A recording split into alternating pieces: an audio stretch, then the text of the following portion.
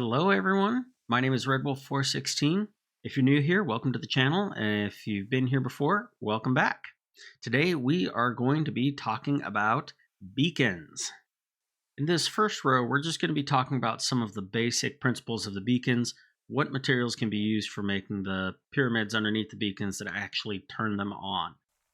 I understand that for most everyone watching, this is pretty basic and everybody knows all this already, but I figured I should cover all my bases. So for the first material, iron blocks, those can be used to power a beacon. Emerald blocks, so if you have a village or trading center where you're getting lots of emeralds. Then we have gold blocks, diamond blocks, and the most expensive one, netherite blocks. On top of that, you can also mix and match all 5 of these different materials to activate your beacon. Unfortunately, copper, lapis, and redstone are not ones that work for activating the beacon. However, you can make it look like they are activating the beacon, but we'll get into that later. Following along with the basics section are some of the more widely known materials that you can put on top of a beacon without worrying about it obscuring the beam. Glass or stained glass, the only exception being tinted glass, which as you can see I am blocking the beacon beam with tinted glass.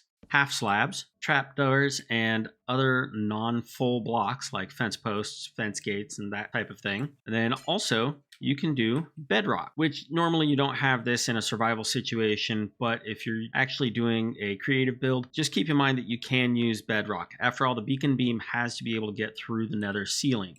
And then one last thing that is more along the basics is that you can overlap the beacon bases so you don't have to use as much material to activate the beacon beam. In the third row here, we have some slightly lesser known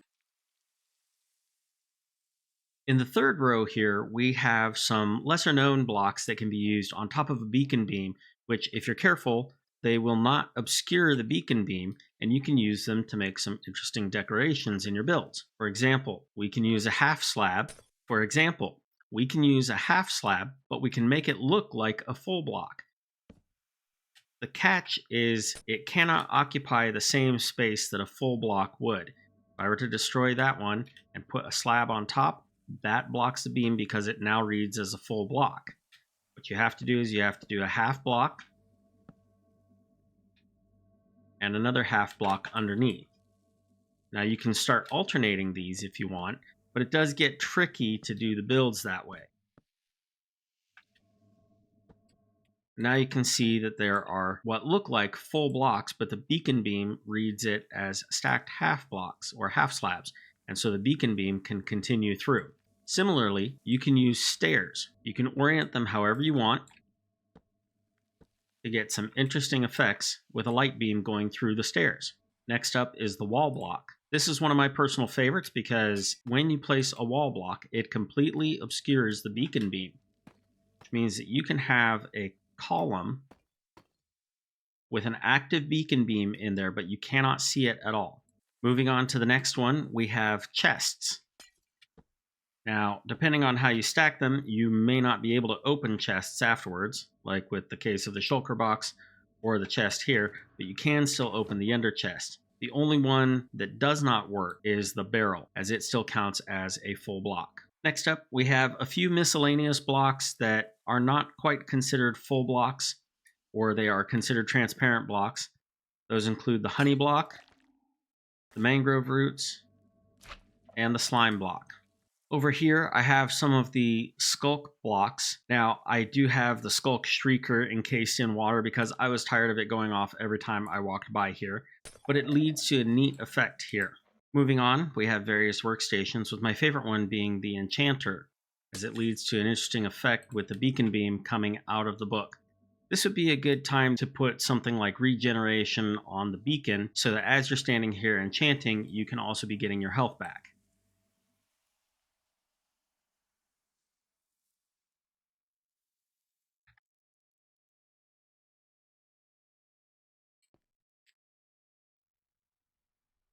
For this next one, I actually had to put the items in a chest because they kept wanting to hatch.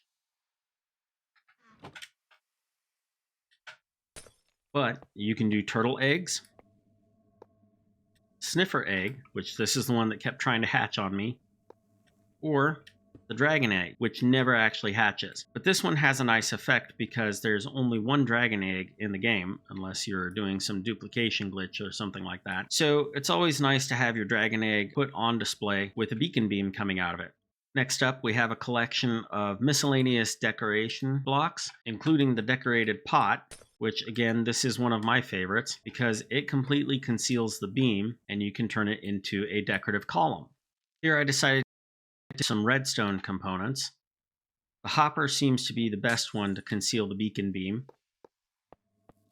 This makes it so you can have a beacon hidden inside your storage system, so that when you go into your storage room and start collecting items, you can get your health regenerated. Here we have a couple other miscellaneous decorative blocks, which I like the armor stand. It gives you a good way to highlight some custom armor that you created. Or you can also do a campfire.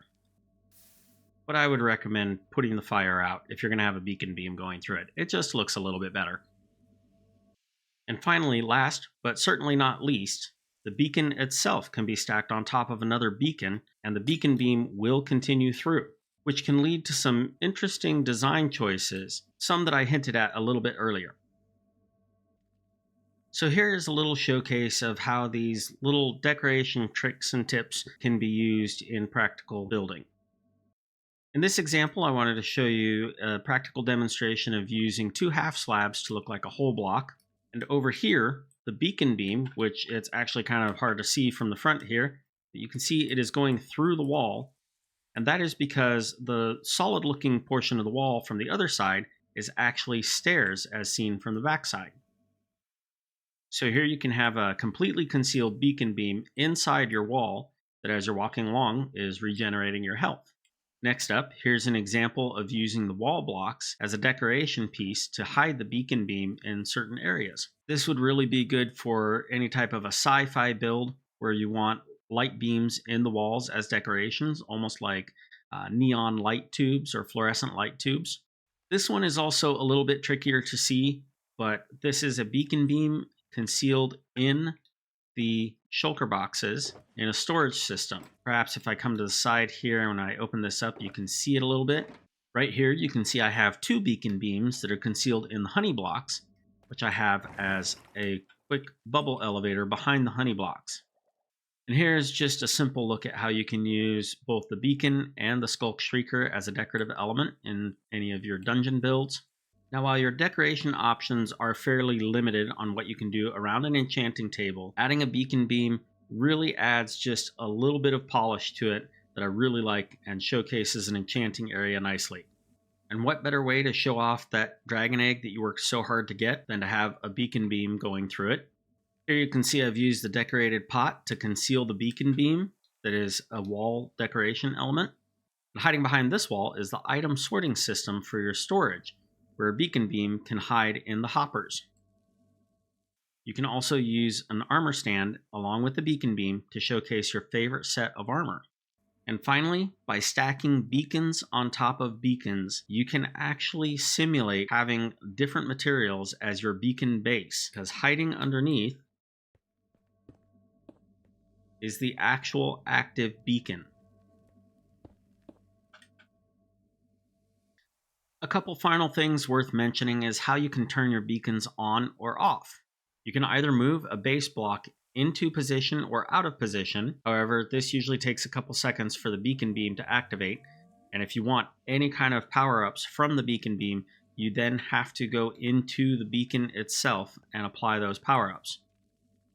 The other option is to cover the beacon with a solid block and then take that away. This makes it so that the beam is instantly active and any power-ups can have already been added to the beacon, and as soon as that beacon beam begins, you can see that I have speed boost. That power-up activates instantly. So whether you're building in survival mode or creative mode, if you're doing it just for fun, or if you are building an adventure map for your friends to try out, I hope that these tips and tricks for beacons and their uses as decorations can help inspire you in your builds. If you liked the video, please hit that thumbs up button and subscribe while you're at it. And if you want to get notifications whenever I have new videos out, click the bell icon as well. It really helps out. Thank you all for watching, and I look forward to seeing you all in the next video.